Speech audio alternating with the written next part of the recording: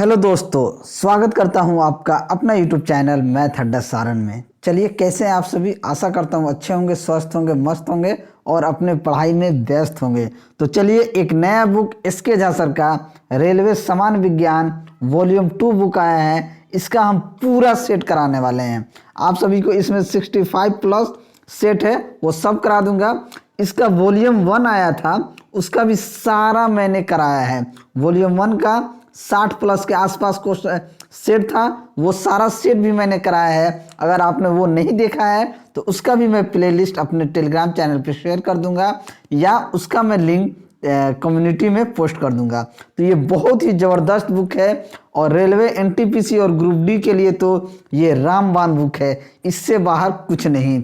तो चलिए, आज हम देखेंगे प्रैक्टिस सेट 1 ही आज देखेंगे, ठीक है। अगर आप लोग का सपोर्ट और प्यार रहा तो 2-4 ऐसे करके सेट लेके आएंगे। तो चलिए, अगर आप हमारे चैनल पे नए हैं तो चैनल को सब्सक्राइब कर लीजिए और साथ ही साथ बेल आइकन को दबा लीजिए ताकि हम कोई भी वीडियो अपलोड करें उसका सीधे नोटिफिकेशन आप तक मिलता रहे। तो चलिए, बिना टाइम वेस्ट की क्लास को शुरू करते हैं और वीडियो को बिल्कुल स्किप मत कीजिएगा, वीडियो पूरा देखिएगा, आपको बहुत फ़ायदा होगा। और वीडियो अच्छा लगे तो लाइक ज़रूर करेंगे, ठीक है। चलिए, आज का पहला क्वेश्चन देखते हैं। प्रैक्टिस सेट 1 का पहला क्वेश्चन है कि रेखांकित चित्र में सतह के स्थान पर बल का मान नीचे की तरफ है, ठीक है। इसमें कह रहा है 2 kg यहाँ है, म्यू बराबर 0 दिया है, एंगल 30 डिग्री का दिया है, स्मॉल जी का मान 10 मीटर प्रति सेकंड दिया है। तो m बराबर क्या हो जाएगा, यहाँ पे हो जाएगा m बराबर, अगर मान लीजिए यहाँ पे 2 किलो का अगर कोई ऑब्जेक्ट है, ठीक है, तो ये क्या बनाएगा mg sine 30 degree, mg sine theta बनाएगा।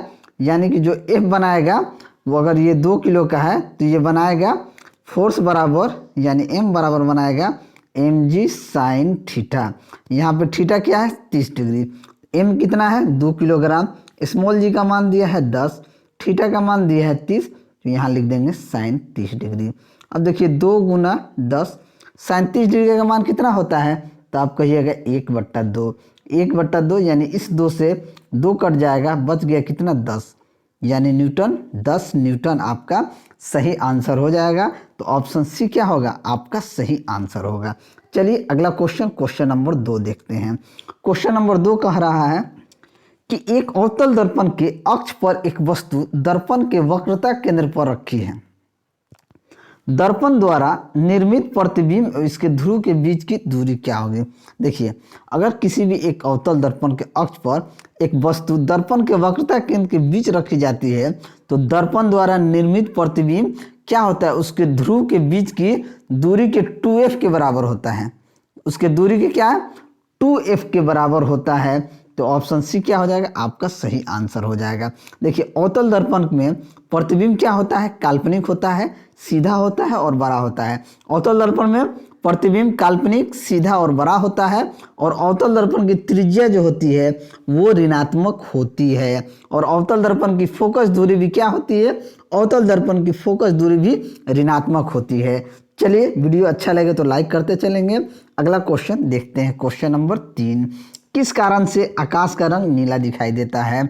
तो आकाश का रंग नीला क्यों दिखाई देता है, प्रकाश के परावर्तन के कारण, प्रकाश के अपवर्तन के कारण, प्रकाश के प्रकिरण के कारण या प्रकाश के विचलन के कारण। तो प्रकाश के प्रकिरण के कारण आकाश का रंग नीला दिखाई देता है। किसके कारण, प्रकाश के प्रकिरण के कारण। तो ऑप्शन सी क्या हो जाएगा, आपका सही आंसर हो जाएगा। देखिए, बैगनी रंग का प्रकिरण सबसे अधिक होता है, लाल रंग का प्रकिरण सबसे कम होता है। अगर आप विबग्योर यानी वॉयलेट कलर का जब प्रकिरण क्या होता है सबसे अधिक होता है और रेड कलर का प्रकिरण सबसे कम होता है, ठीक है। आशा करता हूँ ये चीज़ आपको अच्छे से समझ में आ गई होगी। चलिए नेक्स्ट, किस माध्यम में ध्वनि का वेग अधिकतम होता है। तो ध्वनि का वेग अधिकतम किस में होता है, इस टाइप के प्रश्न हमने कई बार किया है और हमने हर बार बताया है कि ध्वनि का वेग अधिकतम किस में होता है, तो ठोस में होता है। किस में होता है, ठोस में होता है। तो ऑप्शन बी क्या हो जाएगा, आपका सही आंसर हो जाएगा। देखिए, किसी भी माध्यम में अगर ध्वनि 1 सेकंड में जितना दूरी तय करती है उसे उस माध्यम में ध्वनि का वेग कहते हैं। याद रखिएगा, किसी भी माध्यम में ध्वनि 1 सेकंड में जितनी दूरी तय करती है उसे उस माध्यम में ध्वनि का वेग कहा जाता है। ध्वनि क्या होता है? ध्वनि इस तरीके से जाता है, ध्वनि एक कंपन होता है और ध्वनि को चलने के लिए यानी गमन करने के लिए माध्यम चाहिए। बिना माध्यम के ध्वनि क्या है? गमन नहीं कर सकता है। आशा करता हूँ ये चीज़ आपको समझ में आया होगा। नेक्स्ट क्वेश्चन नंबर 5, निम्न में से कौन सा उपकरण परिपथ में विद्युत धारा का पता करता है? तो परिपथ में विद्युत धारा का पता कौन लगाता है? Ammeter, electrometer, voltmeter, galvanometer. तो गैल्वेनोमीटर जो है, जो गैल्वेनोमीटर होता है यही परिपथ में विद्युत धारा का पता लगाता है। विद्युत धारा का पता कौन लगाता है परिपथ में? तो गैल्वेनोमीटर लगाता है। तो ऑप्शन डी को आप टिक कर देंगे। ठीक है, इसकी सहायता से, अगर गैल्वेनोमीटर की सहायता से हम 10⁻⁻6 एम्पियर तक विद्युत धारा को मापते हैं, 10⁻⁻6 धारा की विद्युत धारा को मापते हैं। और वोल्ट मीटर से परिपथ में किन्हीं दो बिंदुओं के बीच का विभवांतर मापते हैं। वोल्ट मीटर जो होता है वो किसी भी दो बिंदुओं के बीच का विभवांतर को मापा जाता है। और आमीटर की बात की जाए तो आमीटर परिपथ में किस में जोड़ा जाता है? तो श्रेणी क्रम में जोड़ा जाता है।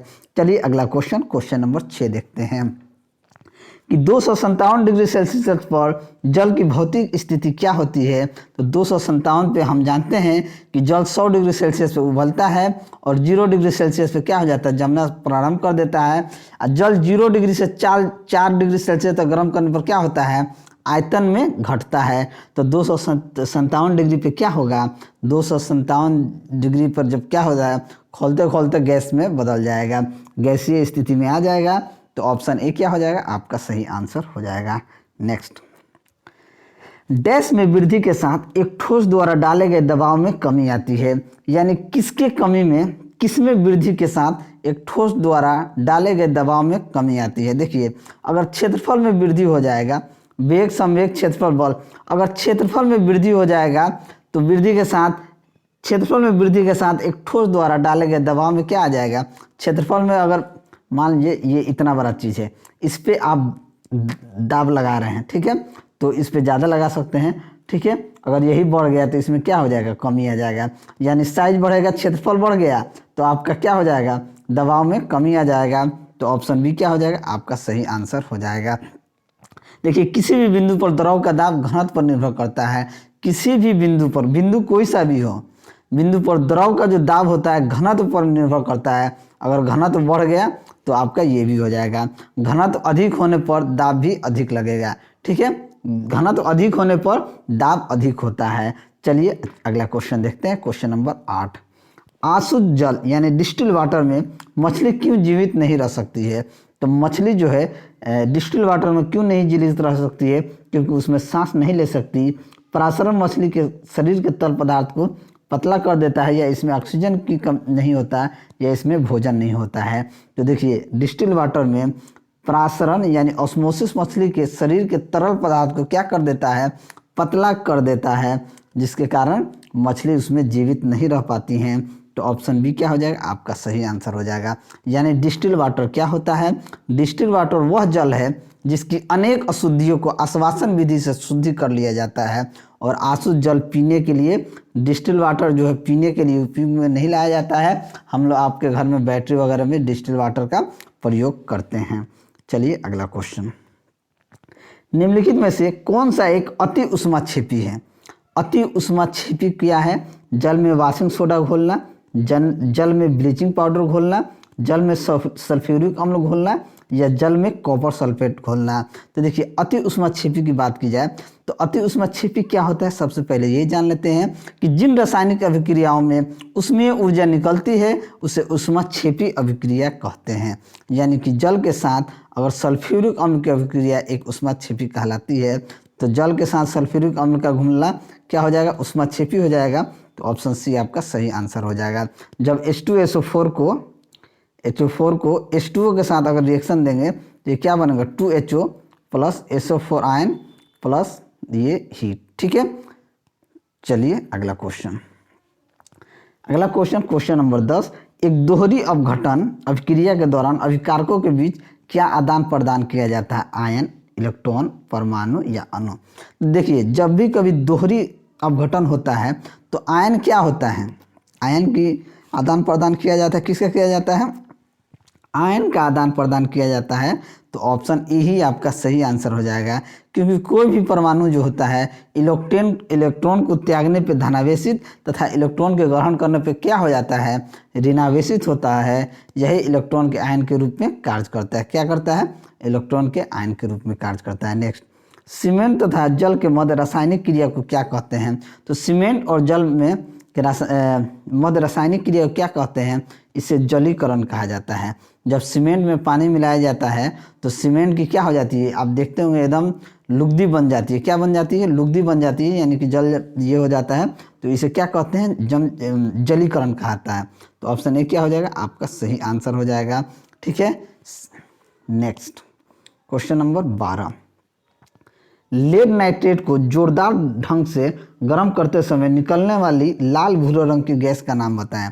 जब लेड को अगर गर्म करेंगे, जोरदार ढंग से गर्म करते हैं, तो nitric oxide, nitrogen dioxide, dry nitrogen oxide या नाइट्रोजन पेंटाक्साइड, यानी क्या रंग, भूरे रंग की गैस का नाम बताएं। वो क्या होता है, जब लेड नाइट्राइड का को गर्म करेंगे तो नाइट्रोजन डाइऑक्साइड क्या होगा, नाइट्रोजन डाइऑक्साइड, भूरे रंग का गैस का नाम क्या होगा, नाइट्रोजन डाइऑक्साइड। तो ऑप्शन बी क्या हो जाएगा, आपका सही आंसर हो जाएगा।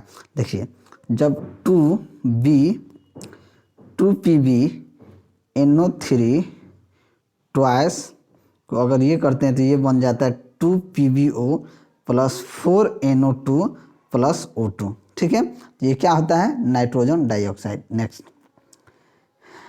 निम्नलिखित में से कौन से तत्व का रासायनिक प्रतिक्रिया लैटिन से लिया गया है। लैटिन से किसका लिया गया है, एल्युमिनियम, क्लोरीन, कार्बन, आयरन। देखिए, अगर रासायनिक प्रतीक लैटिन से लिया गया है तो ये आयरन का लिया गया है। किससे लिया गया है, आयरन से। आयरन ने, देखिए, लोहा धरती में चौथा सबसे ज़्यादा मात्रा पाया जाने वाला तत्व है। लोहा जो है धरती पे चौथा सबसे ज़्यादा मात्रा में पाया जाने वाला तत्व है। ठीक है, तो ऑप्शन डी क्या हो जाएगा, आपका सही आंसर हो जाएगा। लोहा का परमाणु चिन्ह Fe क्या आता है, जो लैटिन भाषा के शब्द फेरम से आया है। ठीक है, लोहा 4 रूप में पाया जाता है, मैग्नेटाइट, हेमेटाइट, लिमोनाइट और सिडेराइट। ठीक है, ये चीज़ भी आप याद रखेंगे। Next, 2MgO plus O2 2MgO। ठीक है, उपयुक्त अभिक्रिया डैश अभिक्रिया का एक उदाहरण है। देखिए, 2MgO प्लस MgO ये क्या है, संयोजन अभिक्रिया है। क्या है, ये संयोजन अभिक्रिया है। संयोजन अभिक्रिया वह रासायनिक अभिक्रिया है जिसमें 2 या 2 से अधिक अभिकारक पदार्थ आपस में संयोग करके क्या करते हैं, एक नया उत्पाद को बना देते हैं या निर्मित करते हैं। ऐसे रासायनिक अभिक्रिया को हम लोग संयोजन कहते हैं। तो 2Mg प्लस O2 क्या मिलकर बना दिया, एक नया उत्पाद हो गया 2MgO। तो ये क्या हो जाएगा, संयोज हो जाएगा। तो ऑप्शन ए आपका सही आंसर हो जाएगा। इस ऐसे ही एक बनता है CaO प्लस H2O, ये बन जाएगा CaOH ट्वाइस। ठीक है, यानी काली चूना प्लस जल बराबर बूझा चूना। नेक्स्ट, चलिए, डैश का गलनांक बहुत ही निम्न होता है। इसमें से किसका गलनांक सबसे निम्न होता है, तो गैलियम का जो गलनांक होता है, गैलियम का गलनांक जो होता है सबसे निम्न होता है। गैलियम का गलनांक की बात की जाए तो 29.76 डिग्री सेल्सियस होता है और गैलियम का परमाणु क्रमांक 31 होता है। तो ऑप्शन बी क्या हो जाएगा, आपका सही आंसर हो जाएगा। इसका प्रयोग की बात की जाए तो इसका प्रयोग अर्धचालक तथा मिश्र धातु बनाने के लिए किया जाता है। नेक्स्ट, निम्न में से कौन सा कार्बनिक अम्ल है। कार्बनिक अम्ल कौन है, सिट्रिक अम्ल, सल्फ्यूरिक अम्ल, नाइट्रिक अम्ल, फास्फोरिक अम्ल। तो कार्बनिक अम्ल की बात की जाए तो कार्बनिक अम्ल कौन है, तो कार्बनिक अम्ल सिट्रिक एसिड जो होता है, यानी सिट्रिक अम्ल जो होता है एक कार्बनिक अम्ल होता है। यह एक प्रकार का क्या होता है, मोनोहाइड्रोक्सी ट्राई कार्बोक्सिलिक अम्ल होता है। यह खट्टे फल जैसे नींबू, संतरा, आंवला आदि में क्या होता है, प्रचुर मात्रा में पाया जाता है। चलिए अगला क्वेश्चन देखते हैं कि अगला क्वेश्चन है कि अल्कोहल में क्या होता है। तो अल्कोहल में nitrogen, hydrogen, oxygen, carbon, hydrogen, oxygen या ऑक्सीजन, कार्बन, नाइट्रोजन या हाइड्रोजन, क्लोरीन, ऑक्सीजन। तो देखिए, अल्कोहल जो होता है कार्बनिक यौगिक से एक या एक से अधिक हाइड्रोजन परमाणु का प्रतिस्थापन एक या एक से अधिक OH समूह द्वारा कर दिए जाए तो बनने वाला यौगिक क्या कहलाता है, आपका अल्कोहल कहलाता है। एल्कोहल में कार्बन, हाइड्रोजन और ऑक्सीजन क्या होते हैं, परमाणु होते हैं। कार्बन, हाइड्रोजन और ऑक्सीजन परमाणु उपस्थित होते हैं। तो ये ऑप्शन बी क्या हो जाएगा, आपका सही आंसर हो जाएगा। नेक्स्ट, ग्लोबल वार्मिंग किस गैस से होता है? तो ग्लोबल वार्मिंग जो होता है CO2 से होता है। तो ऑप्शन बी क्या हो जाएगा, आपका सही आंसर हो जाएगा। इसमें पूछने वाली बात ही नहीं है, आप सभी जानते हैं कि CO2 से ही ग्लोबल वार्मिंग। नेक्स्ट, जाइलम का क्या कार्य होता है? तो जाइलम का कार्य क्या होता है, जल संवहन, गैस संवहन, खाद्य उत्पादन या इनमें से कोई नहीं। तो जाइलम का जो कार्य होता है ये जल संवहन का होता है, क्योंकि यह उत्तक पौधों के जड़, तना एवं पत्तियों में पाया जाता है जाइलम। तो ये जल संवहन क्या हो जाएगा, आपका सही आंसर हो जाएगा। नेक्स्ट, पौधे प्रकाश संश्लेषण के दौरान कौन सी गैस मुक्त करते हैं? तो पौधे जो है प्रकाश संश्लेषण के दौरान ऑक्सीजन गैस मुक्त करते हैं। क्या करते हैं, ऑक्सीजन गैस मुक्त करते हैं। तो ऑप्शन डी क्या हो जाएगा, आपका सही आंसर हो जाएगा। प्रकाश संश्लेषण के लिए आवश्यक क्या है, कार्बन डाइऑक्साइड, पानी, क्लोरोफिल और सूरज के प्रकाश। और प्रकाश संश्लेषण के लिए आवश्यक जल पौधों की जड़ों के द्वारा क्या होते हैं, अवशोषित किए जाते हैं। नेक्स्ट, अगला क्वेश्चन देखते हैं कि पोलियो और चेचक रोग होता है। पोलियो और चेचक रोग किससे कारण होता है? आप सभी पढ़े होंगे कि वायरस के संक्रमण के कारण होता है। पोलियो जो होता है विषाणु यानी कि वायरस के संक्रमण के कारण होता है। तो ऑप्शन डी क्या हो जाएगा, आपका सही आंसर हो जाएगा। अगला क्वेश्चन, वसीय पदार्थ ज़्यादा खाने से क्या होता है? वसीय पदार्थ अगर आप ज़्यादा खाइएगा तो आप ज़्यादा, जितना भी वसा रहेगा आप खाइएगा तो मोटा जाइएगा, पेट आपका बाहर निकल जाएगा। तो वसीय पदार्थ खाइएगा तो मोटापा आपका बढ़ जाएगा। ठीक है, चलिए नेक्स्ट, थोड़ा सा इसे छोटा कर लेते हैं। ठीक है, यस। कोशिका में निम्नलिखित में से कौन सी पाचन थैली कहलाती है? कोशिका में कौन सी थैली जो है पाचन थैली कहलाती है? तो कोशिका में लाइसोसोम जो होता है वो क्या कहलाता है, पाचन थैली कहलाता है। तो ऑप्शन डी क्या हो जाएगा, आपका सही आंसर हो जाएगा। लाइसोसोम सूक्ष्म गोल इकहरी झिल्ली से घिरी थैली जैसी रचना इसका होता है। लाइसोसोम का सबसे महत्वपूर्ण कार्य होता है कि बाहरी पदार्थों का भक्षण एवं पाचन करना। ये स्तनधारियों के लाल रक्त कणिका में लाइसोसोम नहीं पाया जाता है। नेक्स्ट, ऑस्टियोसाइट पाए जाते हैं। ऑस्टियोसाइट जो है ये कहाँ पाए जाते हैं? तो ऑस्टियोसाइट जो है अस्थि में पाए जाते हैं। कहाँ पाए जाते हैं? अस्थि में पाए जाते हैं। तो ऑप्शन ए क्या हो जाएगा, आपका सही आंसर हो जाएगा। अस्थि एक ठोस, कठोर एवं मजबूत संयोजी उत्तक होता है और अस्थि तंतुओं एवं मैट्रिक्स का बना होता है और मैट्रिक्स में कैल्शियम और मैग्नीशियम के लवण पाए जाते हैं। और ये देखते हैं अंतिम क्वेश्चन कि एलोसोम होते हैं। तो एलोसोम लिंग गुणसूत्र होते हैं। क्या होते हैं? एलोसोम जो होते हैं लिंग गुणसूत्र होते हैं। तो ऑप्शन डी क्या हो जाएगा, आपका सही आंसर हो जाएगा। गुणसूत्र का शीर्ष भाग टेलोमियर कहलाता है और सामान्य गुणसूत्र बेलनाकार होते हैं। ठीक है, और गुणसूत्र के 3 भाग होते हैं। तो चलिए आज के लिए इतना ही। अगर आपको मेरा वीडियो अच्छा लगा हो तो वीडियो को लाइक करें, दोस्तों में शेयर करें। अगर आप हमारे चैनल पर नए हैं तो चैनल को सब्सक्राइब करें। मैं ऐसे ही वीडियो लेके आपके सामने हाजिर होता रहूँगा। तो चलिए मिलते हैं अगले वीडियो में और इसका मैं पूरा सेट करा दूँगा। अगले वीडियो में मिलते हैं, तब तक के लिए जय हिंद।